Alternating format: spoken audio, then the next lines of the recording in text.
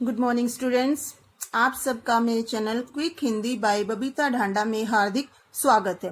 जैसा कि बेटा जी हम पहले काफी अभ्यास प्रश्न पत्र कर चुके हैं, जिसमें हम अपनी जो व्याकरण के टॉपिक्स हैं हमारे वो हम कर चुके हैं। उनमें मुख्य रूप से हमारे उपसर्ग, प्रत्यय, समास, वाक्य और अलंकार ये जो है वो हमारे पाठ्यक्रम में शामिल है। तो आज हम एक बार फिर से इन्हीं की का अभ्यास जो है वो करेंगे। तो ये अभ्यास प्रश्न पत्र 1 ये मैं आपको अभी सॉल्व करके बताऊंगी और ये आपको समझना है अच्छे से।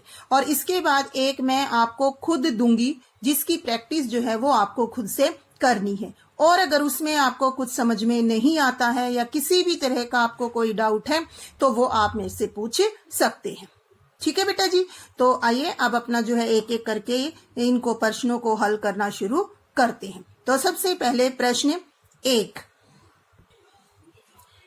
तो सबसे पहले उपसर्ग और मूल शब्द अलग कीजिए।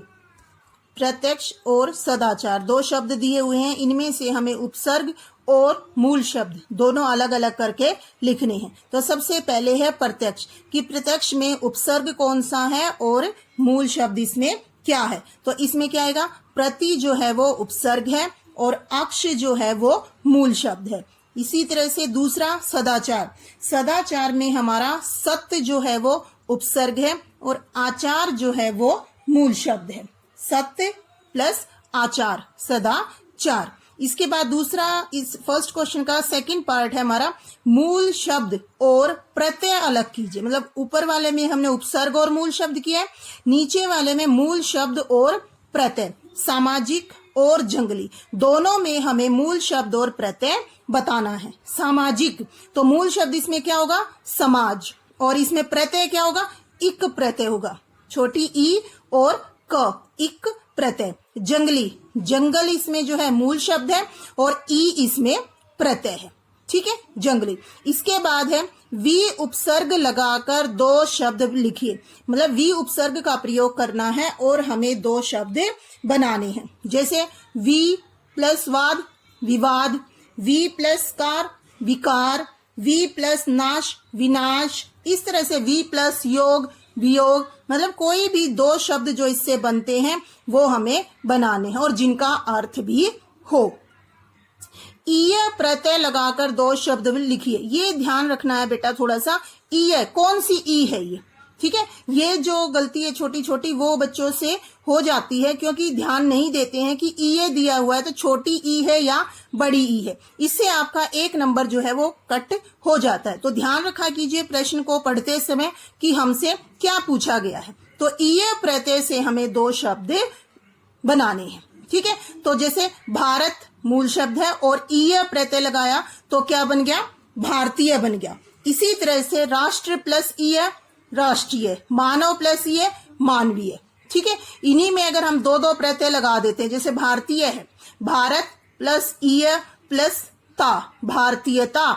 इसी तरह से राष्ट्रीय, राष्ट्र प्लस ईय प्लस ता, राष्ट्रीयता।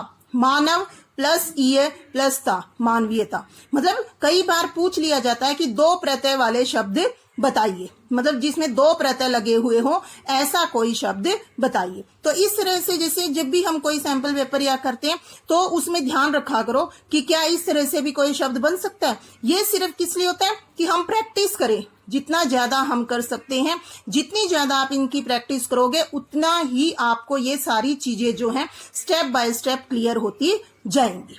ठीक है, इसके बाद दूसरा प्रश्न है हमारा, निम्नलिखित समस्त पदों का विग्रह कर समास का नाम लिखिए। अब इसमें हमें क्या बताना है, समास बताना है। तो सबसे पहले क्या है, चौराहा। ये समस्त पद है हमारा, इसका पहले हमें विग्रह करना है, फिर समास का नाम बताना है। चौराहा, चौ यानी चार, राह राहें, चार राहों का समूह या चार राहों का समाहार। तो सबसे पहले इसमें क्या आ गया, चार, संख्या आ गई। तो संख्या मैंने किस में बताई है, द्विगु समास में। दूसरा समाहार, समूह, जहां संख्या भी हो और समूह का बोध हो तो वहां हमारा कौन सा समास होता है, द्विगु समास होता है। चार राहों का समाहार, द्विगु समास। इसके बाद है यथा शक्ति। शक्ति के अनुसार, यथा का मतलब यहाँ किससे हो गया, के अनुसार से, तो शक्ति के अनुसार, जिसमें पूरा पद ही हमारा अव्यय का काम करता है, वो हमारा कौन सा समास होता है, अव्ययी भाव समास। तो यहाँ पर ये कौन सा समास है, अव्ययी भाव समास। तीसरा है हमारा गजानन, गज आनन। तो गज के समान आनन है जिसका, मतलब हाथी के समान मुख है जिसका, तो किसका है ये, गणेश जी के लिए आया है। तो ये हमारा कौन सा समास होगा, बहुव्रीहि समास, जिसमें ना पूर्व पद प्रमुख है ना उत्तर पद प्रमुख है, बल्कि दोनों मिलकर किसी तीसरे के बारे में हमें बताते हैं। तो यहाँ पर गज और आनन दोनों ही हमें किसके बारे में बता रहे हैं, श्री गणेश के बारे में। तो यहाँ पर हमारा कौन सा समास होगा, बहुव्रीहि समास। ठीक है, इसके बाद हमारा अगला प्रश्न आता है, अर्थ के आधार पर वाक्य भेद बताइए। अरे आप आ गए, पढ़ने से ही पता चल रहा है। ठीक है, हैरानी का भाव है, तो ये और दूसरा संबंध बोधक चिन्ह भी है। तो ये हमारा किस में आता है, विस्मयादि बोधक अव्यय में संबोधन। ठीक है, तो इसमें क्या आएगा हमारा, विस्मयादि बोधक अव्यय। ठीक है, इसके बाद है, यदि परिश्रम करते तो अवश्य सफल होते, यदि परिश्रम करते तो अवश्य सफल होते। तो ये हमारा कौन सा है, संकेतवाची वाक्य या शर्तवाची वाक्य, जिसमें एक काम का पूरा होना दूसरे काम पर निर्भर होता है, वो हमारा किस में आता है, संकेतवाची वाक्य में, और इसमें दो योजक का प्रयोग होता है। ठीक है बेटा जी, अब आगे हमारा वाक्य रूपांतरण कीजिए, मतलब जिसमें दे रखा है उनको दूसरे वाक्य में बदलना है। तो सबसे पहले, क्या तुमने खाना खा लिया है, ये हमारा कौन सा वाक्य है, प्रश्नवाची वाक्य है, और इसको हमें किस में बदलना है, विधानवाची वाक्य में, यानी कि सामान्य वाक्य में। तुमने खाना खा लिया, ठीक है, तुमने खाना खा लिया है, ये जो हमारा आएगा किस में आएगा, विधानवाची वाक्य में। राम बाजार जाएगा, इसको किस में बदलना है, आज्ञार्थक में। तो इसमें क्या आएगा, राम बाजार जाओ, तो ये क्या होगी, आज्ञा होगी। तो ये हमारा किस में आएगा, आज्ञार्थक वाक्य में। इसके बाद शैलेश अलंकार का एक उदाहरण लिखिए। तो इसमें मैंने एक उदाहरण बहुत आसान सा शुरू में बताया था, मंगन को देख पट देत बार बार। ठीक है, मंगन यानी भिखारी है यहाँ पे अर्थ, पट वस्त्र और दरवाजा, कि एक तो हम भिखारी को देखकर वस्त्र दान करते हैं, और दूसरा अर्थ क्या बनेगा कि हम भिखारी को देखकर दरवाजा बंद कर लेते हैं। ठीक है, ये इसका उदाहरण है, आप याद कर सकते हो। एक एक उदाहरण सभी अलंकार के आपको याद होने चाहिए। दूसरा हमारा कोई अगर आसान सा दे तो क्या दे सकते हैं, मधुबन को देखो सूखी कितनी इसकी कलियां। इसमें भी हमारा कौन सा अलंकार आएगा, शैलेश अलंकार। जहां एक शब्द के, ठीक है, दो या दो से अधिक अर्थ हो, वहां हमारा कौन सा अलंकार होता है, शैलेश अलंकार। ठीक है, अब हमें आगे जो पंक्तियां दी गई हैं उनमें हमें अलंकार बताना है। 3 बेर खाती थी वे 3 बेर खाती हैं। ठीक है, तो यहां पर जो है वो हमारा कौन सा अलंकार है, यमक अलंकार है। ठीक है, अगला, पीपर पात सरिस मंडोला। सरिस ये वाचक शब्द है, पहचान बताई हुई है। पीपल के पत्ते के समान मन डोलने लगा, ये हमारा किस में आएगा बेटा जी, उपमा अलंकार में। अंतिम है, चारों चंद्र की चंचल किरणें खेल रही हैं जल थल में। तो इसमें जो अलंकार आएगा हमारा वो क्या आएगा, अनुप्रास अलंकार आएगा।